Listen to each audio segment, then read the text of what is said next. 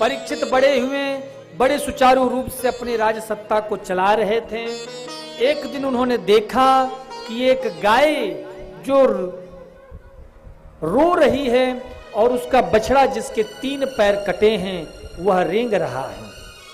एक पुरुष उसको डंडे से पीट रहा है। तब परीक्षित ने उससे परिचय पूछा तो उसने कहा, मैं धर्म हूं और ये गाय स्वयं पृथ्वी है।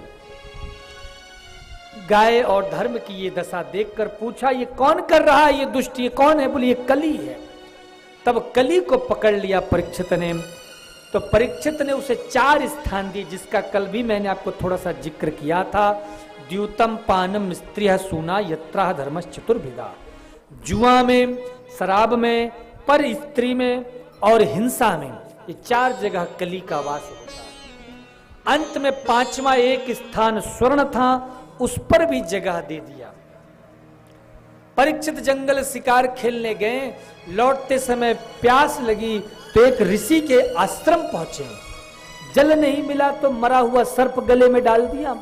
उस ऋषि के पुत्र ने श्राप दे दिया, आज से 7 दिन बाद तक्षक के काट लेने से तुम्हारी मृत्यु हो जाएगी। बस इतनी सी बात सुनते ही परीक्षित ने तुरंत अपने पुत्र जन्मेजय को राजगद्दी पर बिठाया और खुद गंगा जी के किनारे आके बैठ गए।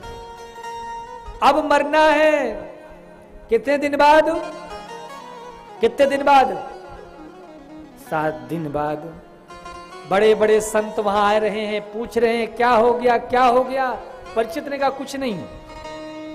एक महाराज उसी समय उसी भीड़ में एक दिव्य महात्मा आए। तत्रा भवत भगवान व्यास पुत्रो यदृक्षय गामट मानो नपेक्षा अलच्छ लिंगो निजलाभ तुष्टो मृतश्च बालैर अवधूत वेशः। स्वयं भगवान शुकदेव आए हैं। भगवान शुकदेव ने परीक्षित के पास बैठ करके आसन स्वीकार किया। परीक्षित ने एक ही प्रश्न किया, गुरुदेव ज्यादा आपका समय बर्बाद नहीं करूंगा, मुझे तो आपसे एक ही प्रश्न करना है।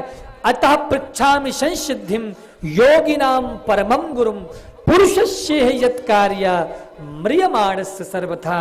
भगवान कृपा करके आप मुझे यह बताएं, जल्दी मरने वाले को क्या करना चाहिए? बस इतना सा ही प्रश्न हुआ और इतना प्रश्न सुन के सुखदेव जी महाराज गदगद हो गए। हे राजन, ये जो तुमने प्रश्न किया है, ये प्रश्न अपने लिए नहीं किया है, अपितु पूरे समाज के कल्याण के लिए किया है। तो जल्दी मरने वाले को क्या करना है, इस प्रश्न का उत्तर आपको दिया जाएगा कल।